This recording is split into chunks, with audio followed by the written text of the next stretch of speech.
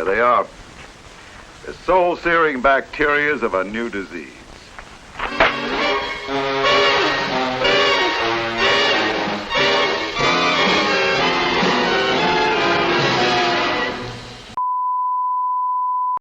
Yeah. Yeah. Yeah. Oh.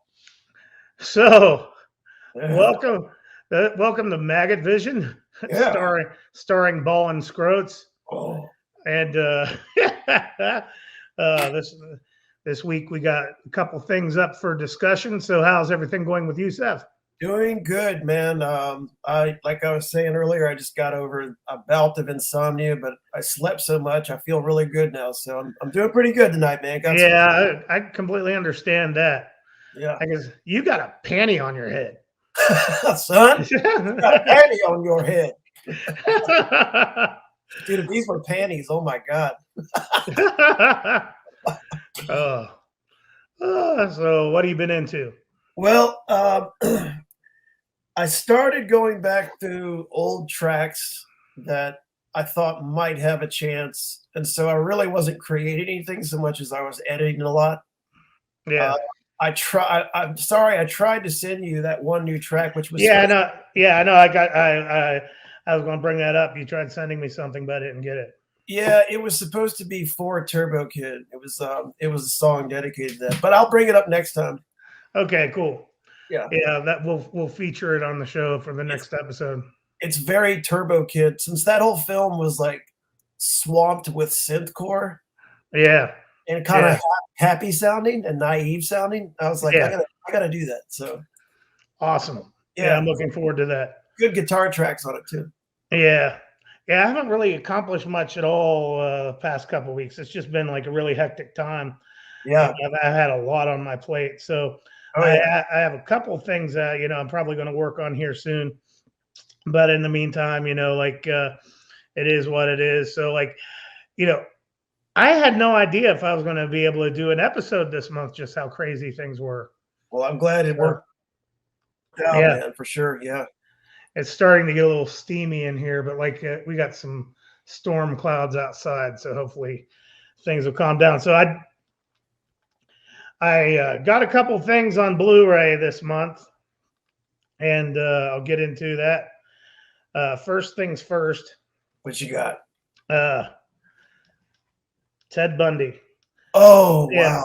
Yeah, and that's the one you're thinking of too, the one from 2001, directed by Matthew Bright. And is that the one where he gets cotton shoved up his asshole? Yeah. Oh, that scene got to me. Oh, no, this to me, this is the best version. This is the most frightening true crime movie, in my opinion. It was directed by Matthew Bright, who did Freeway, and also Freeway is great, by the way, and he also starred in. I think he helped write the Forbidden Zone with Oingo Boingo. We need to watch that. That's a must. That sounds pretty cool. That is one of the craziest movies I've ever seen. Nice. And coming from you, that says a lot. Oh, it's wonderful. Absolutely wonderful. So we'll definitely have to put that on the slate. I also finally got a copy of Action Mutante. I have had this shirt for this movie, and I haven't seen it in years, and they finally remastered it, so it finally doesn't look like garbage.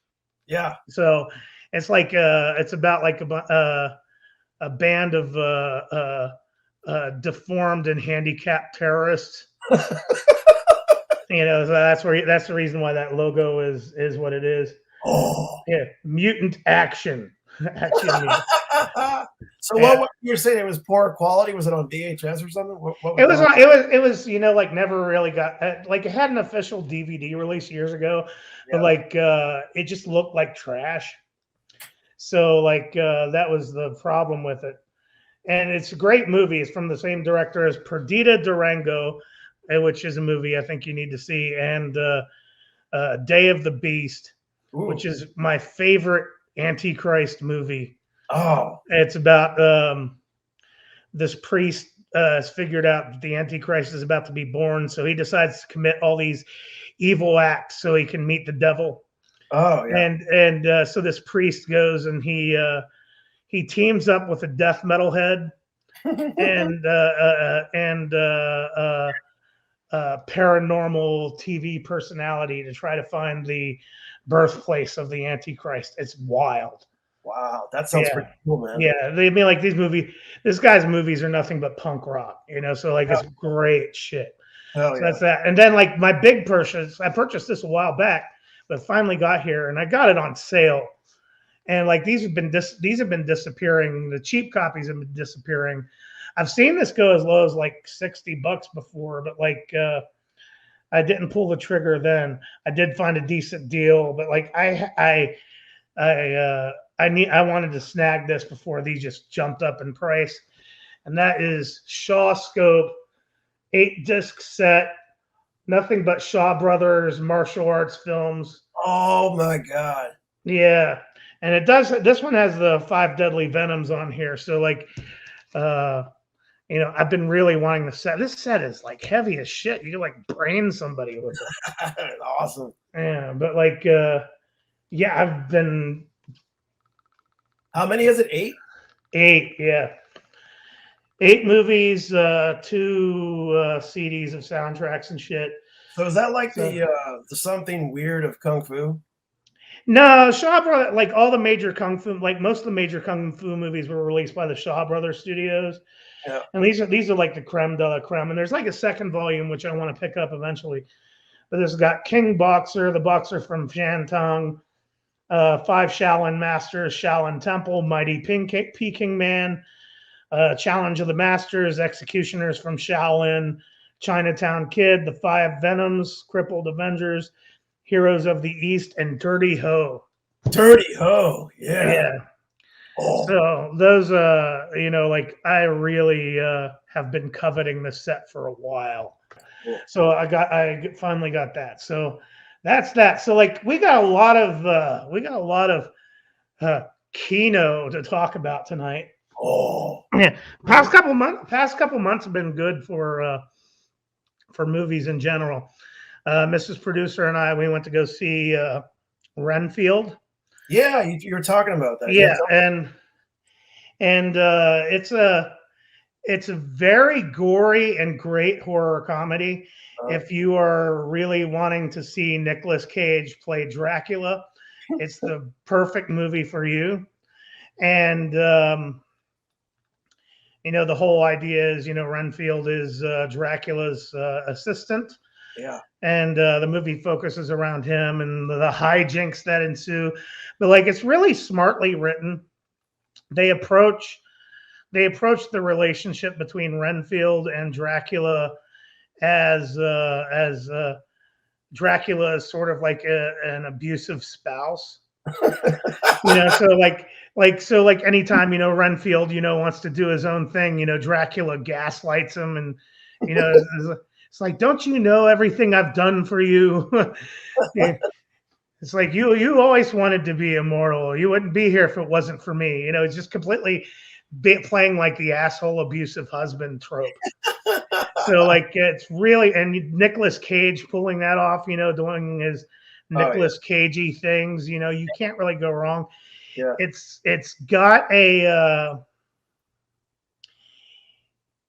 like a subplot involving the mob, which sort of drags a bit. But beyond that, it's highly entertaining. And it's like what is it? Aquafina, whatever her name is. She's, like a stand-up comedian. See, here's the thing. I feel really pissed off when I learn about celebrities against my will. Yeah. And like, here's, like somebody, she was in the Shang-Chi movie. Yeah. And like, she's just got like a really obnoxious personality on screen, but like it fits here. She's a good foil for Renfield. So like, maybe she'll go somewhere, but like most of these new celebrities, it's like it doesn't matter who they are and like who the celebrity is. It's like I don't want to know who these people are. Yeah, I don't want to know them by name. I know. So like, I think that she worked well in this role. She needs to tone her shtick down a little bit, but like she works well in this role. Mhm. So there's that. And then we also went and saw Evil Dead Rise. Yeah, And oh, that's great. I don't really have a lot to say about it because, like, if you're familiar with the Evil Dead entry, you're going to be pleased with it. Mhm. Like it fits well into the franchise. It's like if you're a fan of the remake, which is more serious, that was kind of an unnerving remake. So, like, if you're a fan of like the unnerving stuff from the remake and like some of the unnerving stuff from the original, with a little bit of the craziness of the silly ones, Mhm. it's pretty decent, and like It's super gory. it's gory and like I've had legitimate tension, and it is crazy as far as humor goes. So like it's worth catching for sure. Is it like more mental? Like it fucks with your head kind of, or is it just Not really. It's all visceral. It's yeah. it's a purely visceral movie, which Evil Dead needs to be that. Yeah, yeah. And like and as far as franchises go, even the TV series that was done for Stars, there's not a bad entry among any of them. Yeah. So like it definitely works very well. And it's like I Evil Deaded myself out back in college. It was just like one of these series that I watched over and over and over again, and I got burned out about it. So like if this movie came out 20 years ago, it'd be for me the best movie ever made. Yeah. It's like I'm not quite the horror simp that I used to be. No, I'm the same way, but Yeah, it takes a lot to like really really impress me anymore. So yeah. um, But that's just horror films in general. Like there's plenty of great stuff out there these days, but there's been a huge hole in that, I feel like. That's mainstream, at least mainstream. Yeah, that's kind of where it is. But like that was enjoyable. And then we went and saw Sisu. Yeah, and you know where I'm going to go with this. Yeah, and I got a follow up to that, which is fantastic. I hated John Wick when it came out, and then when John Wick came out, like the entire like movie was like it was 90 minutes of nothing but like the bad guys talking about how cool John Wick was. It's like he's a badass. You shouldn't have killed his dog. Blah blah blah. The entire movie talked more about John Wick, and it just kind of got on my nerves that way. And they do a lot of that in this movie too. He's a gold prospector. He finds some gold in World War II Finland, and and he has to take it across Nazi territory, and of course he turns out to be a secret badass, and we get a lot of exposition about why he's such a badass. But it's a unlike John Wick, all the stuff seemed to serve a purpose on this. So like establishing this character for who he was and everything, why he's like almost unkillable. It really serves. But like you wanted to bring up something about this. Well, I have to do this because I'm kind of an asshole. But there was something that immediately triggered me, which was funny. It was about triggering, but at the very end of the film, I started noticing all these little quotes. It's like, I hope the dog doesn't die, or I'm not going to see this if there's any animals hurt, and all this stuff. And then at the very end of it, it has a stamp of approval. Don't worry, the dog lives. Well, thanks for giving it away, man. I didn't ask. Yeah. Well, it's like the safety first. Safety first. That's right. Like there's an entire website dedicated to books, and I might be going to movies too, but it's like called Does the Dog Die.com. I think that's it. That's it. And it's basically like people go in there and review the book or whatever, and basically brings up content warnings. So like if you're looking at a particular book, is there anything that's going to insult your sensibilities? There it is. And it reminds me so much like back in the late 90s, early 2000s, there was a site called Cap Alert, and it was a Christian site where they would go and they had like these scales of content for movies and stuff, and it's like offensive against God, vulgarity, and all this other stuff. And so like they would watch the movie and then give a score about how godly the movie was, and that's what this shit reminds me of. It's just so soft. It's soft. It's so soft. It's like I want to assume that we're adults here. I know. It insults me, dude. And I hate and it's like I got my own trauma. I got my own triggers. Yeah. And I could tell you one thing that legitimately pisses me off is being coddled. Yeah. Or having somebody being condescending to me too. And like that's what this is to me. Yeah. And I get legitimately triggered when I see shit like this. You triggered me from coddling me.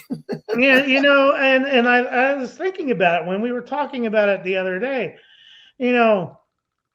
I think going forward in my work, whether it's a short story, a children's story, or something, there's going to be a dead dog in it.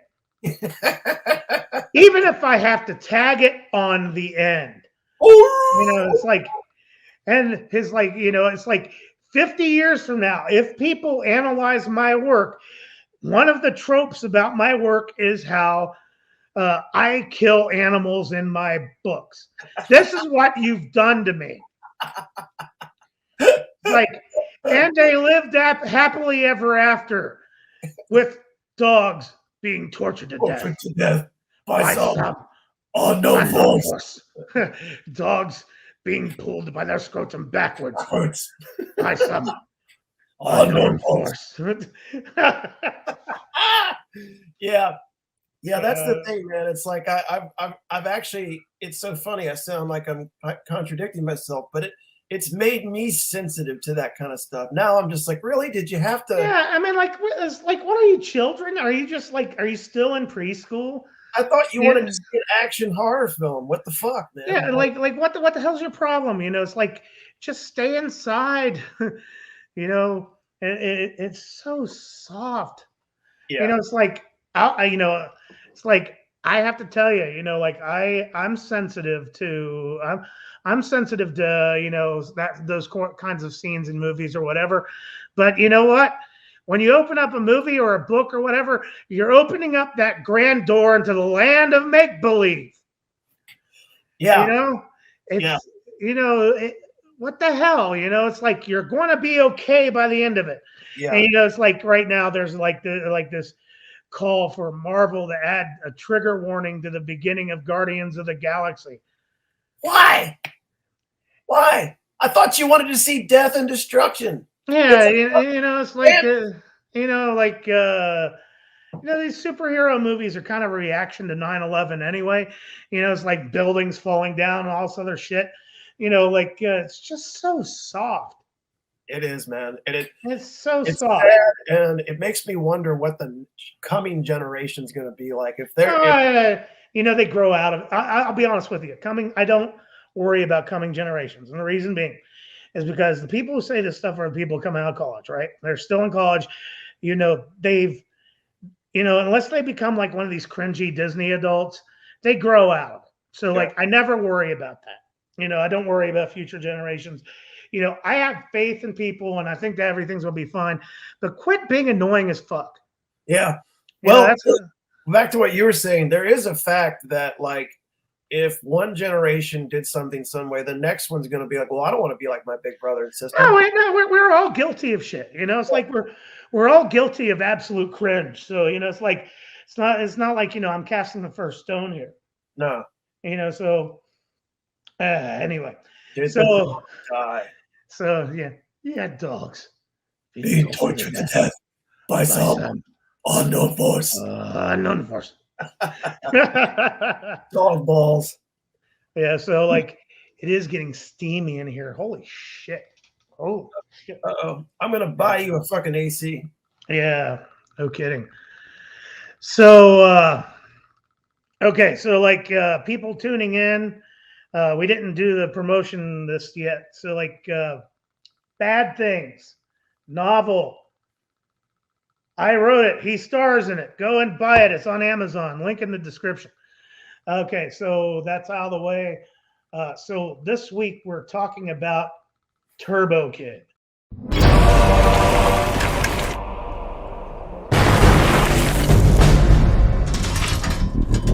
I will destroy you with my Turbo Glove, the ultimate weapon against the robot threat. But to be a true hero, you'll have to save your girlfriend. Hey, what's that in your hand? It's a comic book. What's it about? It's about Turbo Rider. That's rad. Hell yeah. Oh man. I wanted because I knew I was going to have like a really heavy week. I wanted to do something that I was like, really familiar with.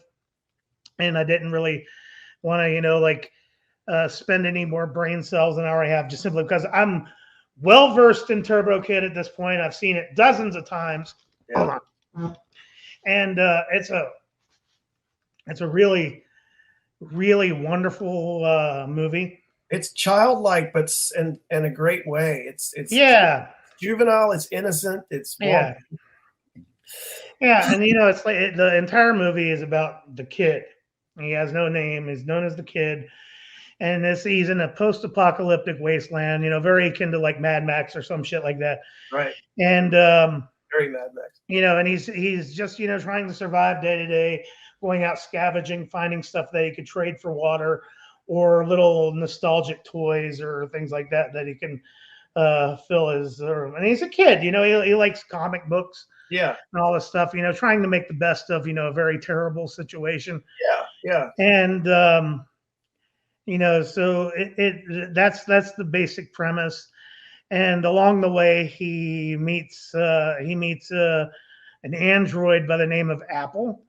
Oh, she's so cute. And she is adorable. She is about as bubbly and optimistic as any character can possibly ever be. Yep. Even in the face of all this death and destruction.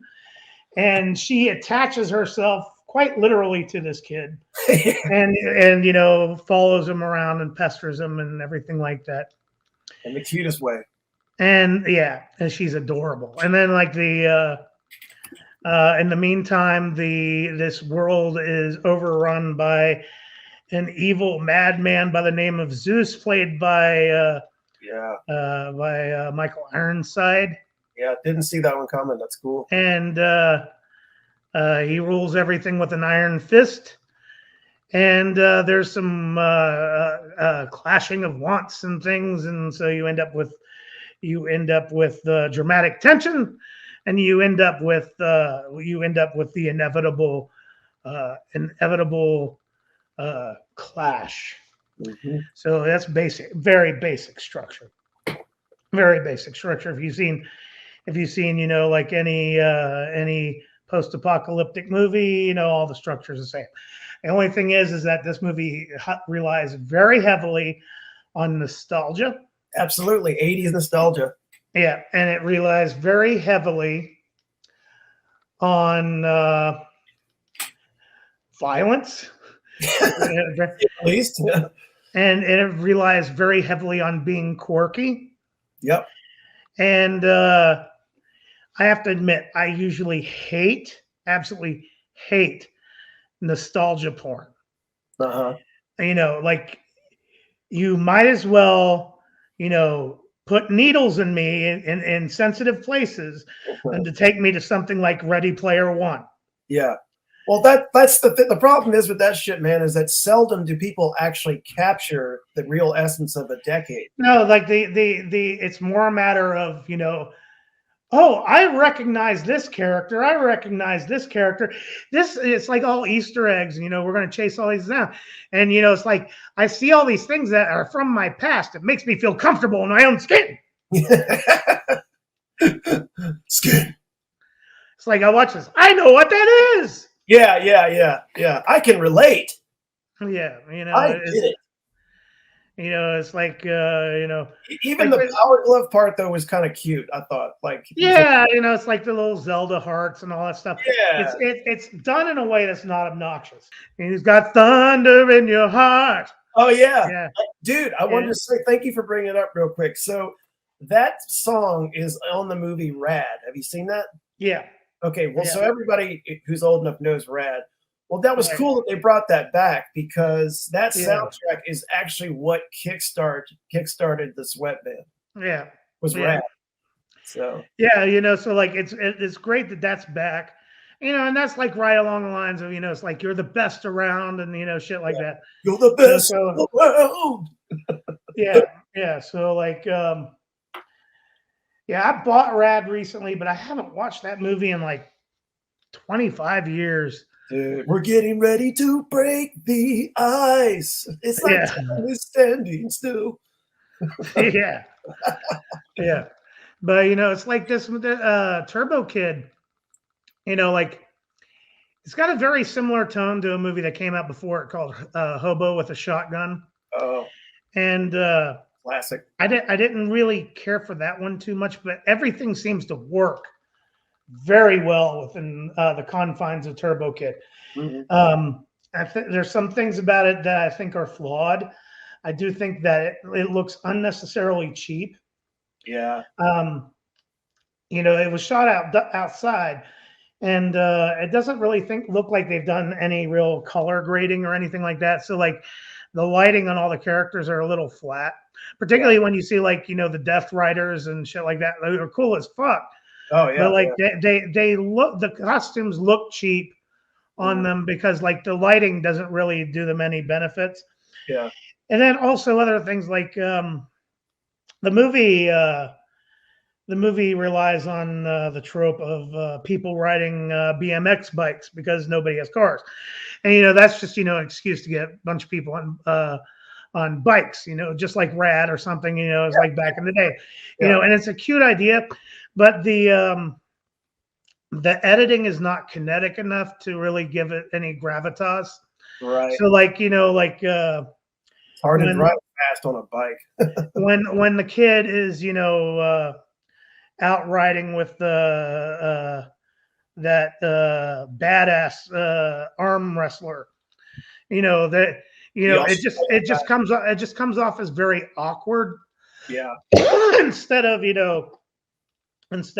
like having the kind of kinetic badass energy, and it kind of works. I mean, like it adds that injects a little bit of kitsch. Yeah. To the overall thing, but like I mean, like those are minor gripes. The gore is straight out of Trauma. Like if I were to have watched this movie 25 years ago, we'd be talking about this movie endlessly today. Yeah. It'd be one of the most influential movies, of our time. Oh, dude, rocking t-shirts, posters, everything, dude. Yeah, no. So, unfortunately, it's a throwback. So you have to kind of watch everything in those terms. But it's got so much going for it.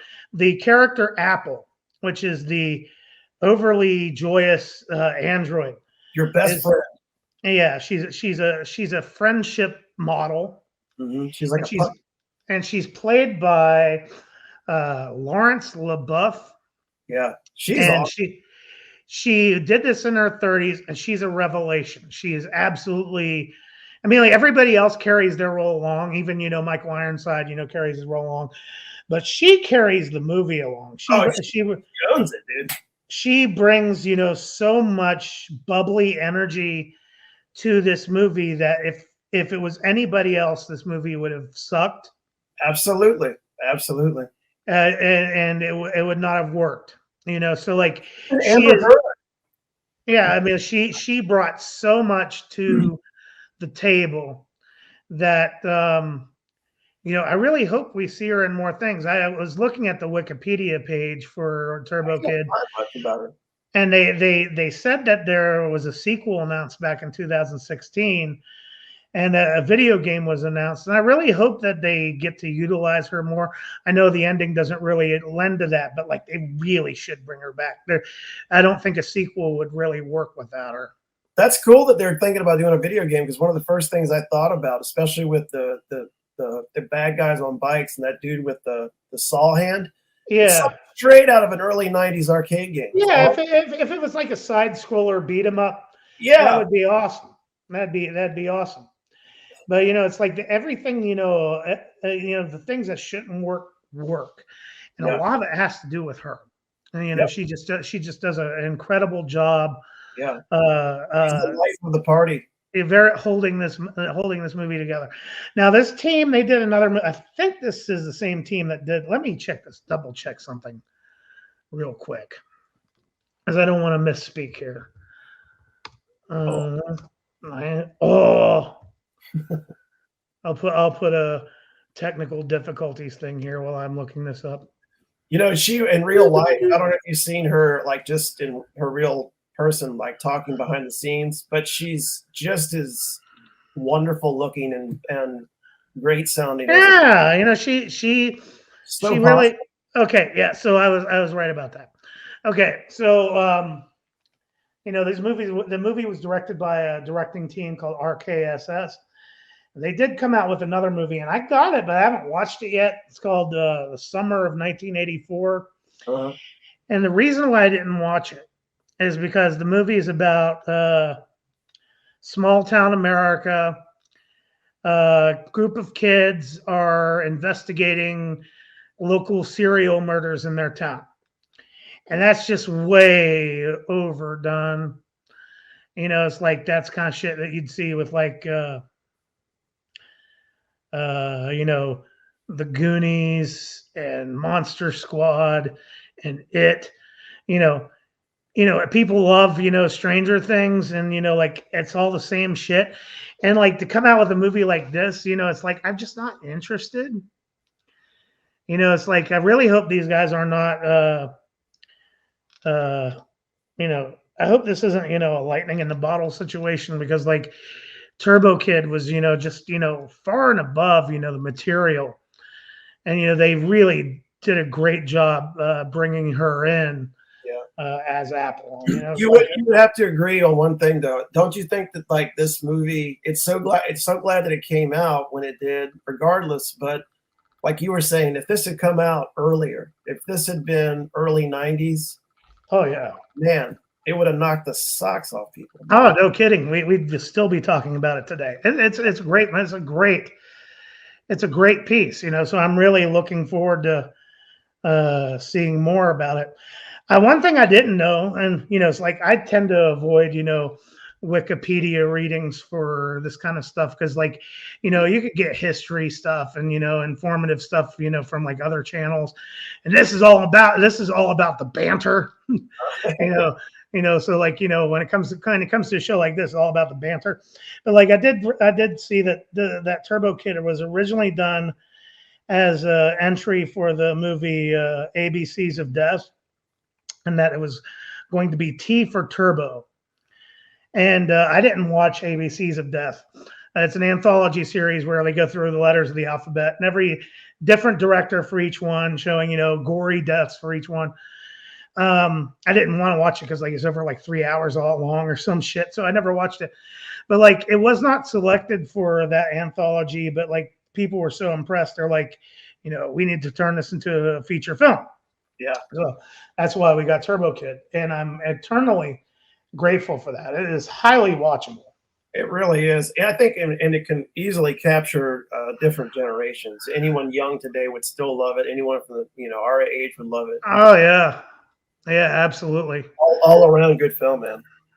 Absolutely. And I want to ask you real quick here, what was your favorite gore scene? Because I know I have mine.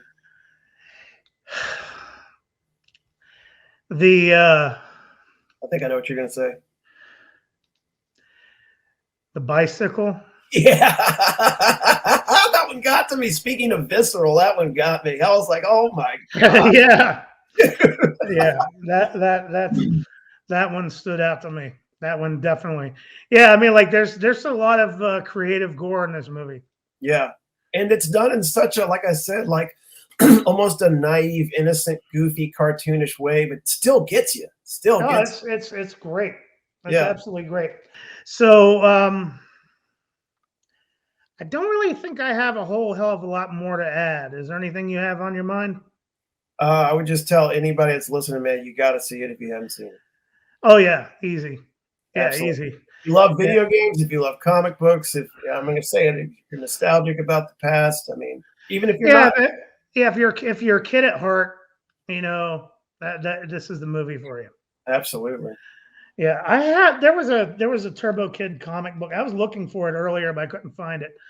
That follows Apple's story along, but I couldn't find it. I know I have it in the long box over there, but you know, beyond that, I don't really have a whole hell of a lot to offer more for the show today. So, well, we don't want to spoil too much of it, but yeah. Yeah, I mean, like that's the thing is that, you know, it's like you really need to go into it, but like it's definitely highly recommend. So I give it 5 balls out of 5. Oh, I'm gonna go right there with you, man. 5 balls. Yeah, odd number balls. Yeah. Yeah, absolutely. It's definitely right there. So anyway, I guess this is Ball and Scroats. Yep. Thank you for tuning in, everybody. And we will be back in a few weeks to shade your balls. Yeah. So, yeah. All right, man. Thanks. We got a party going on right here. A celebration. Okay. I'll see you soon. Okay, great, man. Thanks. Talk to you soon.